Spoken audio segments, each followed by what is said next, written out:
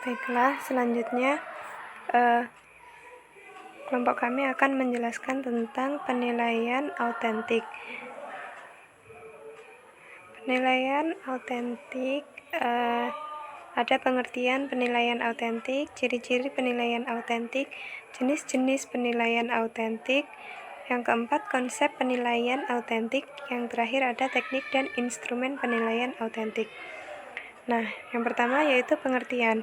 Menurut Gullikers, penilaian autentik merupakan penilaian yang mampu memfasilitasi siswanya untuk menggunakan kombinasi dari kompetensi pengetahuan, keterampilan, dan sikapnya untuk mengaplikasikan sesuatu yang dibutuhkan dalam kehidupannya.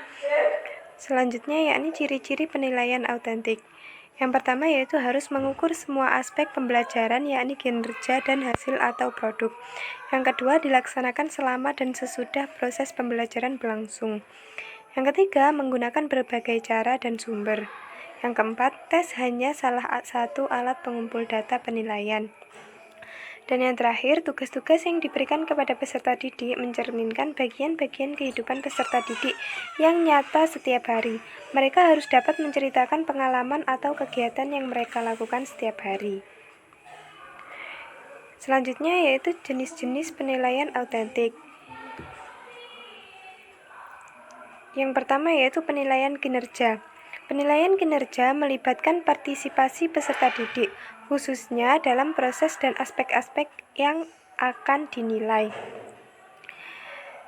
Yang kedua, penilaian proyek. Penilaian proyek merupakan penilaian terhadap tugas yang harus diselesaikan oleh peserta didik dalam periode atau waktu tertentu.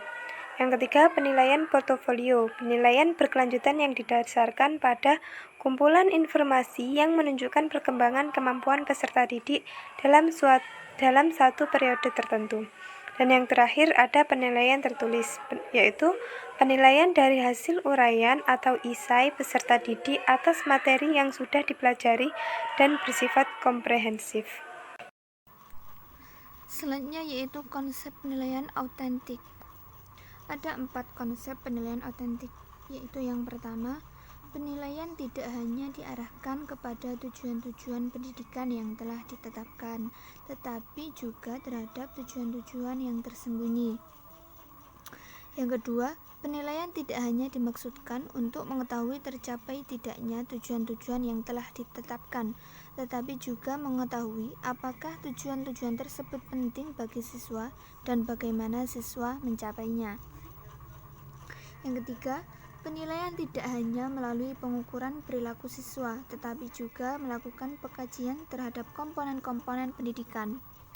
Nah, yang terakhir yaitu alat yang digunakan dalam penilaian sangat beraneka ragam, tidak hanya terbatas pada tes, tetapi juga alat penilaian bukan tes.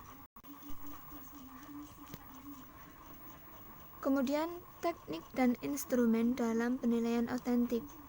Ada 3 aspek dalam instrumen penilaian autentik. Yang pertama yaitu penilaian kompetensi sikap.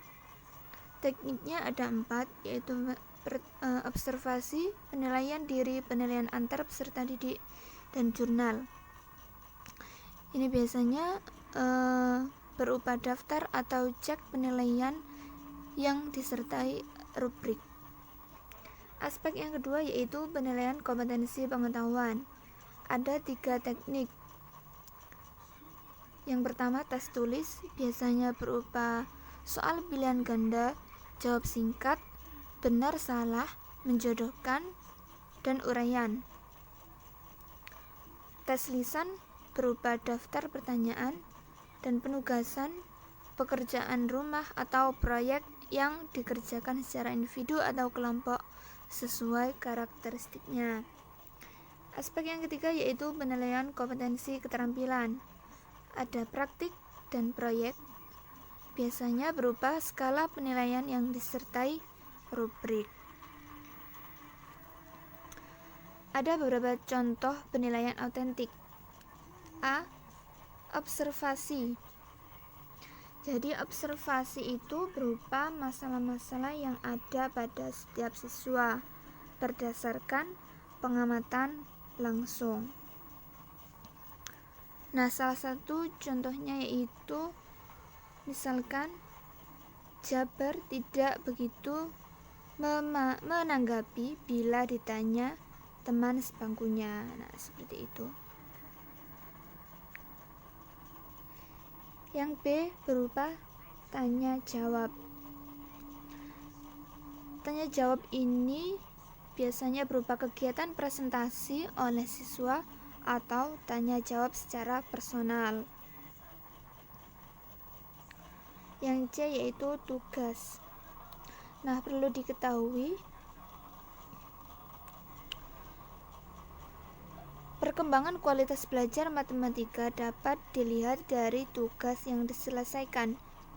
Jadi, tugas dapat dikaitkan dengan fenomena lingkungan atau bisa juga murni mengenai konsep yang ada pada matematika.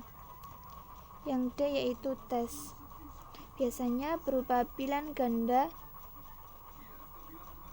dan dalam matematika biasanya disertai dengan cara pengerjaannya. Yang terakhir yaitu portofolio. Adalah kumpulan pekerjaan yang telah dilakukan oleh siswa. Di dalamnya bisa termasuk tugas, hasil tes, laporan, catatan guru, dan lain sebagainya. Sekian dari kelompok kami. Jika ada yang kurang paham bisa ditanyakan. Assalamualaikum warahmatullahi wabarakatuh.